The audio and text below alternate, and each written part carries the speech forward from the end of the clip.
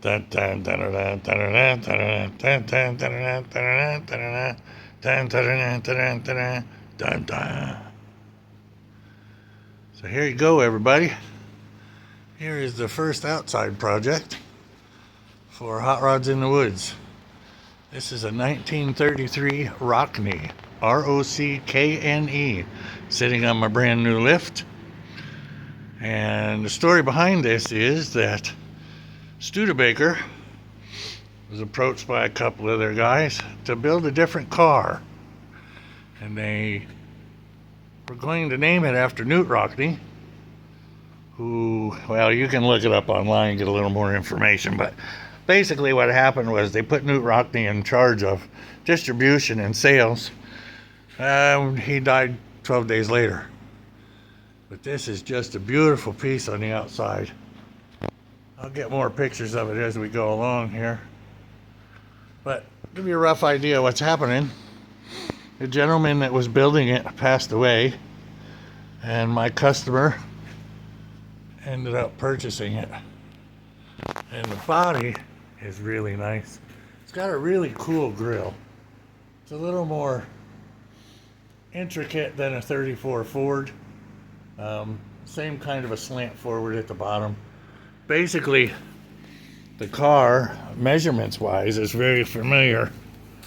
It's very, not familiar, similar to a 33, 34 Ford. Walk around the corner here so you can kind of get a better picture of the whole car. Now basically what they did was, he pulled the motor and transmission out of it, obviously. Started in on the bottom side. It's got a Dana 44 in the back that is way too narrow. It actually measures 45 inches. It's got 2-inch spacers on each side. But if you look from the outside, there's a lot of wheel well that could be full of tire. It's sitting about an inch farther in than the front tires. The front has a Speedway Motors 6-inch drop axle. The problem with that is, I don't know if you can see it well in the picture. Let me see if I can kind of get you a little closer up here. I don't know how well you can see that. But instead of positive caster, it has negative caster. It's forward about, I'm not going to measure it right now, but I would say it's probably got 15 degrees of negative. So it kind of steers like your bicycle when you have your handlebars facing the wrong way. It tries to go over the top of itself. So that's got to be addressed. Obviously the springs are shot. It's got no travel. You put a 4.3 in it. I'm not sure what that pan is, if it's a van or a pickup or what it is, but it's got a 4.3. It's got a turbo 350 in it. The guy did not hook up the kickdown linkage. Some of the welds and stuff, let me get up in here and just show you what's got to be done. Kind of looks like bubble gum jammed in it. The shock mounts are, well, rough at best. So it's just gonna need some fixing. Few of the other things that he did, and you know, a lot of times these guys, they're in the right direction, but just kind of fail on the actual work. You can see right here where the original front cross member has been cut out. And just, I mean, it was cut with a torch, never smoothed out. This right here is the transmission cooler. Well, you can see that. Amazingly, it does not leak, but I'm sure because of the hose routing, that bottom tube is just about collapsed completely, so probably doesn't work real well. Little stuff like the 6 hose clamps on the radiator hose. You know, it still has the smog mount and the AC compressor on it, although it has none of the rest of AC. He had the brake lines laid right against the header. I moved those out of the way a little bit. Just a bunch of little things. It's got a set of hooker headers on it, but of course they welded them right to the pipes, which isn't a problem unless I want to go ahead and tear that out, which I'm going to have to because I've got to address those headers too. So basically, here's what's got to happen. The whole bracket assembly on the front of the engine's got to come off. The front axle's got to come out. Obviously, there's a couple ways to do it. No matter what, I need to change the leaf springs. So by the time you're done with leaf springs and a straight axle, which if I go straight, it's going to raise the front end up about 3 inches. I don't think that's going to look the way they want. I could put it on top of the springs, which, I don't know. You know, when you look at mine, we kind of tend to do things the right way because we don't want things overly stressed. So you put it underneath so that, look at that surface rust just from sitting for a few minutes. You put it underneath so it pushes up on the spring instead of it trying to pull away from the spring on the top side. Blah, blah, blah. So you got to do that. You got to do something with the rear suspension because it has a set of helper springs, muffler clamped onto the shocks. So obviously there's not enough leaf spring left to do that either. It appears that these very well could be the original leaf springs. The reason I say that is these are original shackles. And I don't know how well you can see it, but they're a little bit narrow compared to the mount, which, you know, I really didn't even look at the mounts on the rear end, but I'll get a look at those. But anyway, the good thing is it is a Dana 44, and for this little V6, that'll be fine. Whoever did the exhaust work did a beautiful job. I mean, the guy was excuse me, a little too much Coca-Cola, was trying. I think toward the end of the project, he just wanted to get it running so he could drive it around the block. And that happens often, or they sell them in pieces. This one is together. It does have a 5-on-5 bolt pattern, which is typically the Dana 44 Jeep pattern, which apparently was the original Rockney pattern, because these wheels do not look like they've been modified, and the center caps still fit. So maybe that's one of the good things that just kind of happened. I don't know. But once again, you find some more stuff. No dust cap on the grease to keep the grease in where it's supposed to be. The front axle does have GM standard disc brakes on it, which kind of tells me that this was a Speedway Motors kit, because you can buy them that way with the GMs, or you can upgrade like I did to the better brakes. I don't like the steering rack brackets. There's a lot to like, there's a lot not to like, but I don't know. For some reason, this to me just doesn't look like something I want to trust my life to, going 70 miles an hour down the road. Will this car ever go 70 miles an hour down the road? I don't know, but this right here is thinner than all of this. So where's the weak point? Right there. Same in the front. So your weakest point is where it actually bolts up. Sure, you can add a whole bunch of metal down here, but the weak point is up there where the bolt is, so that's not good.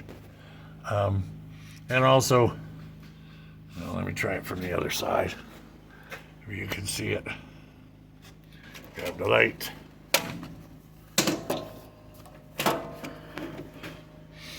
Welding the tie rods together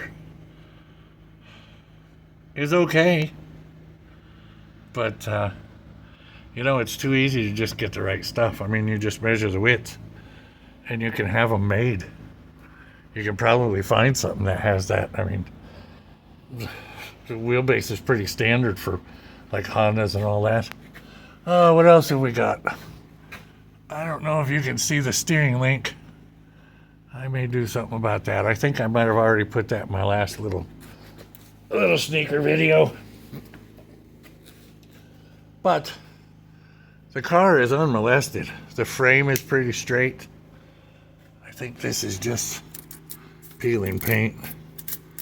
So we can fix that. Looks like there used to be a cable or something going through there. I don't know what they use for brakes on this, but it is an X frame, just like a 33, 34 Ford. The front dimension on a 33 or a 34 Ford is, what was it, 25 3/4 from the frame rail. Let me get over here. From the outer edge of the frame rail here to the outer here. This is actually like right around 25.5. So I could shim it to make that happen. Back at the back where the X dimensions, the X frame starts on a Ford is, what is it, 14 7/8 and 14 7/8, so 29 3/4. Does that math sound right? No. It was 14 13/16. So it's 29 5/8. So 29 5/8, and this one's just a hair over 29 7/16. So once again, 1/4 of an inch is easy to shim. And they do make a Mustang 2 style complete front end for it that would pop right in, giving springs, shocks, of course, modern A-arm construction. You can get away with the front strut arm and go to a wishbone on the bottom control arm, so it literally all just bolts in and welds in. And that to me would be a much better thing if you want to drive this car. I mean, the Dana 44 will do anything you want to do with it. Let's face it, they've only been making them since Moby Dick was a minnow. I think they made them from, 1944 to 1976 or something like that. Anyway, they use a lot of them. So they'll go right down the road fine. And parts are easily available. So we could use the rear end just by changing up the springs and all. I hate using spacers, but I think a 8.8 is a little too wide, and you don't need an 8.8 in this. So I'll see what I can find that's a little more suitable. If he wants to use these wheels, obviously we can get adapters, but he's talking about getting different wheels anyway, so we can do offsets in a more common bolt pattern like 4 on 4.5, and do that. And then I'll hook into the original exhaust. I like it. I've got a different intake manifold because this was a TBI injected motor. They are still using the distributor and the coil from the TBI, so underneath the dashboard somewhere is the computer hiding. And then they just put a slab of aluminum on top of it and then bolted an Edelbrock on top. I have a Edelbrock intake manifold over there with a little 450 Carter on it. I'm going to put that on it because once again it's just a driver, and we'll make it just a real nice driver car. The paint on a scale of 1 to 10, I would say quality wise it's a beautiful paint job. It is a driver quality. If you're looking at a driver, I would say it's an 8. The only reason I say that, it's been done for a few years, has a couple little nicks, but nothing major. But I didn't find any runs. Couple little spots where the bodywork just wasn't quite completed. Has a few bubbles just here and there, but nothing, I mean, it's not coming off. It'd probably use a nice wet sanding and buffing. I believe it's single stage. But once again, this will be a driver. He wants to just drive it around. So how close to being ready for a car show is it going to be?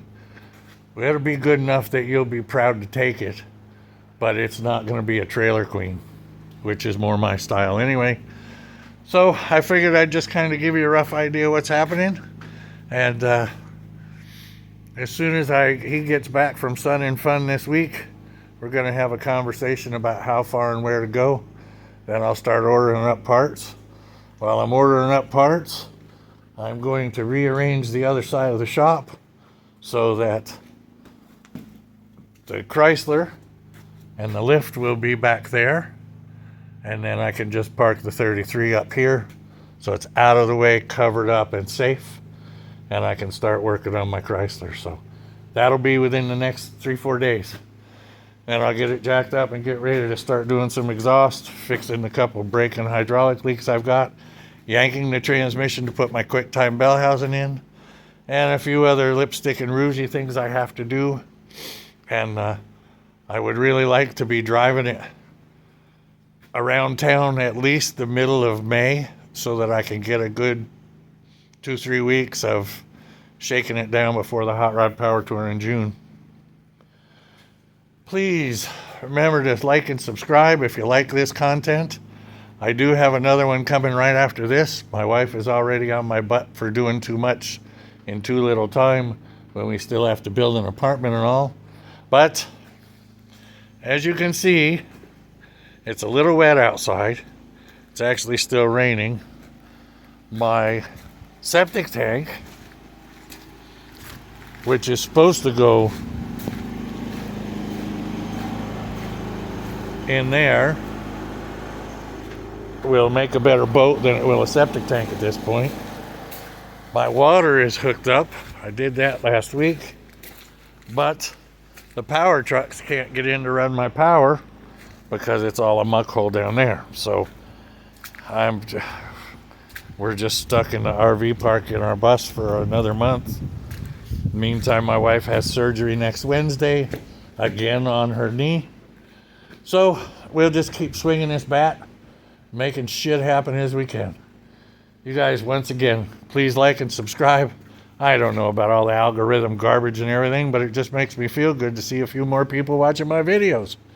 And we'll start getting them out as soon as we can now. Hopefully I'll be able to do at least one a week and a few shorts as I go along too. So take care. Hope you're having a great day. Hope you didn't get sucked up by the aliens when the eclipse went by. And we'll be back on here for you soon.